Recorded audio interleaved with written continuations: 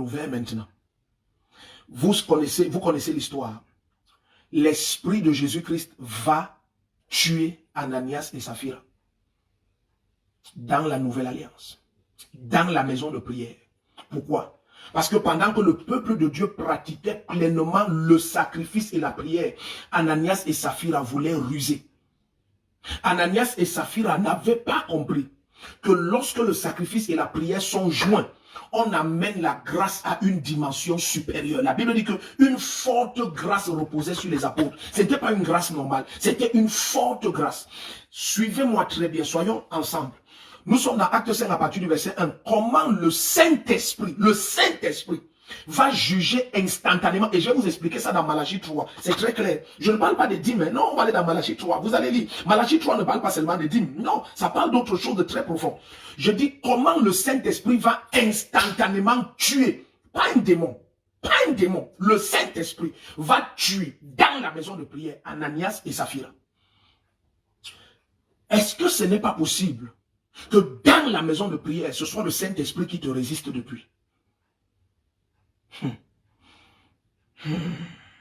En fait, j'ai la réponse à cette question. Mais je veux t'amener à réfléchir. Est-ce que ce n'est pas possible que dans la maison de prière, ce soit Dieu que tu invoques, qui te résiste depuis? Parce que là maintenant, le Saint-Esprit vient de tuer Ananias et Saphira. Pas parce qu'ils ont volé le terrain de quelqu'un, c'était leur terrain. Ils ont vendu leur terrain, par exemple, à 1000 €.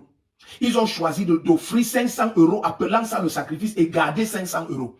Mais dans la maison de prière, la grâce était devenue suprême à cause de l'abondance de prière jointe au sacrifice. Ils pensaient que c'était encore nos genres de lieu de prière. C'était devenu un lieu où le sacrifice a amené la présence de Dieu et sa jalousie, sa puissance à une dimension qu'ils ne connaissaient pas.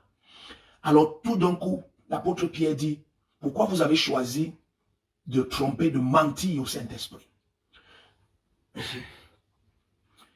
Tu peux imaginer le nombre d'Ananias et Saphira que nous avons dans l'église. Je laisse ça, c'est pour un autre jour. Mais je veux seulement attirer ton attention. Est-ce que ce n'est pas possible que parce que tu pries beaucoup sans sacrifice, c'est le même Dieu que tu invoques qui te résiste? Parce que là, il est en train de tuer là maintenant 2 personnes, Ananias et Saphira. Mais ce n'est même pas l'argent qu'ils ont volé, c'était leur terrain. C'était leur terrain. Je laisse dans l'église ceux qui prennent des vœux et des engagements et ne les respectent jamais. Je laisse cet aspect. Je laisse l'aspect du jeu dans la maison du Seigneur, dans la maison de prière. Pourquoi certains se posent toujours la question de savoir pourquoi je prie autant, Dieu n'exauce pas? Pose-toi la question de savoir, est-ce que ton cœur est tout entier au Seigneur? Comment je le sais? Pourquoi l'Esprit de Dieu frappe aussi brutalement? Parce que ce n'était plus seulement une maison où les gens invoquent Dieu, c'était une maison où le sacrifice est offert. Il y avait des milliers de personnes qui vendaient tous leurs biens et apportaient aux pieds des apôtres. Ces gens présentaient ces sacrifices et élevaient la voix en prière. Tu ne peux pas combattre un pareil peuple. Les anges étaient devenus physiquement manifestes plusieurs fois dans le livre des apôtres. Et de nos jours, ceux qui le pratiquent ont les mêmes témoignages. Les anges prennent des apparences physiques et rendent ministère de façon phénoménale. Phénoménale. Ce n'est pas un phénomène qui est... comment dire ça, qui est mineur aujourd'hui. Non, ce n'est mineur que dans la vie de certains serviteurs de Dieu et chrétiens. C'est un phénomène majeur dans la vie de plusieurs d'entre nous. Des apparitions physiques d'anges rendant le ministère, transportant des choses. Plusieurs ne comprennent pas. La prière doit être jointe au sacrifice. Regardez un peu, allons dans Malachie 3, je vais te faire voir quelque chose. Malachie 3. À partir du verset 3. Malachie 3 à partir du verset 3. Malachie 3, verset 3 à 6. Alors la parole du Seigneur dit, suivez très bien. Il siégera tel celui qui fond et purifie l'argent. On parle du Seigneur ici. Il siégera tel celui qui fond et purifie l'argent. Il purifiera les fils de Lévi. Il les épurera comme on épure l'or et l'argent, et ils seront pour l'Éternel ceux qui amènent l'offrande avec justice. Donc la qualité de la personne qui apporte le sacrifice est importante. La sanctification de ta vie est importante. Il dit, il va les sanctifier d'abord. Regardez bien. Et ils seront pour l'Éternel ceux qui amènent l'offrande avec justice. Regardez le verset 4. Alors l'offrande de Juda et de Jérusalem sera agréable à l'Éternel, comme au jour d'autrefois, comme aux années précédentes, comme au temps des apôtres, comme au temps des apôtres. comme au temps des apôtres. Verset 5 et 6 maintenant. Il dit, je m'approcherai de vous pour le jugement. Maintenant, vous commencez à comprendre. Vous commencez à comprendre pourquoi la présence de Dieu était devenue si forte au temps des apôtres. Dans Acte 5, à cause des sacrifices, un peuple seul, mis à part, un peuple éloigné de l'iniquité, priait en apportant le sacrifice. Tout d'un coup, le Seigneur dit, regardez ce qui se passe quand le peuple prie en apportant le sacrifice. Verset 5, je m'approcherai de vous pour le jugement et je me hâterai de témoigner contre les sorciers et les adultères. Je continue, contre ceux qui font de faux serments. Voilà ce qui a pris Ananias et Saphira.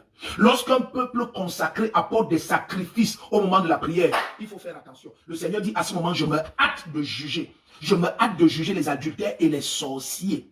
Et ceux qui prêtent de faux serments, Ananias et Saphira vont être jugés hâtivement parce qu'ils viennent de prêter un faux serment. Pierre dit, pourquoi avez-vous menti au Saint-Esprit? Est-ce que vous ne comprenez pas que lorsqu'un peuple consacré prie avec des sacrifices, la présence de Dieu devient active dans sa manifestation?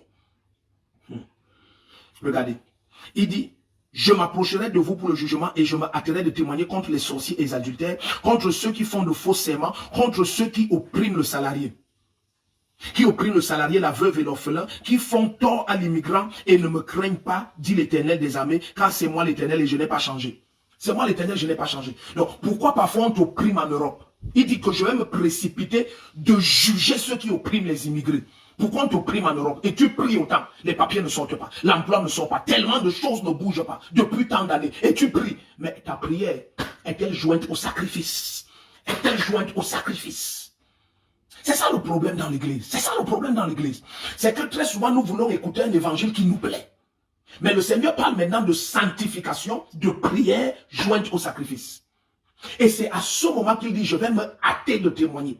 Ce n'est pas à n'importe quel moment. Il dit, je vais me hâter. Donc tout d'un coup, tu vois le cas d'Ananias et Saphira. Le Seigneur s'est hâté de témoigner contre Ananias et Saphira. Une précipitation terrible. Tu imagines, à peine ils amènent leur faux sacrifice devant Dieu. Les gens qui prennent les vœux n'accomplissent jamais, les engagements ne font jamais. Les gens qui parlent de tout et de rien. Et puis tout d'un coup, les gars tombent et ils meurent.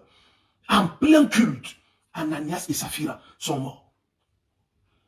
L'église retourne à un lieu de gloire et de puissance terrible. Pour ceux qui vont comprendre ce que nous sommes en train de partager, je te dis bien aimé, il y a un moment où Dieu se hâte d'agir. Il y a un moment, il y a un peuple pour lequel le Seigneur n'attend pas. Il n'attend pas. Il y a un peuple pour lequel il n'attend pas. Écoutez bien aimé, lorsque vous entendez parler de Corneille, Corneille n'est pas censé recevoir la visitation du Saint-Esprit à ce moment-là. Mais il a hâté le temps du Seigneur. Comment il a fait? Nous avons lu dans Acte 10. Ses sacrifices et ses prières étaient abondantes. Et l'ange du Seigneur dans Acte 10, c'est la saison dans laquelle nous sommes. Nous sommes dans la saison de Acte 10. Depuis que le Saint-Esprit est venu et le ministère de l'Église a commencé, nous sommes dans la même saison. Cette saison va culminer avec la seconde venue du Seigneur. Donc dans cette saison, il y a des hommes capables de provoquer la visitation des anges. Pourtant, il n'était pas un apôtre. Corneille n'est pas un apôtre. C'est juste un centenier romain, mais qui aimait invoquer le Dieu d'Israël, joint au sacrifice. Tout d'un coup, un ange se hâte d'entrer chez lui. Et il va dire, Corneille, hâte-toi d'appeler. Tout va devenir hâtif. Tout sera hâté. C'est possible qu'avant le 31 décembre, tout ce pourquoi tu pries depuis des années sans sacrifice, que le sacrifice soit joint à tes prières et que tu voies 100 fois les résultats que tu n'as jamais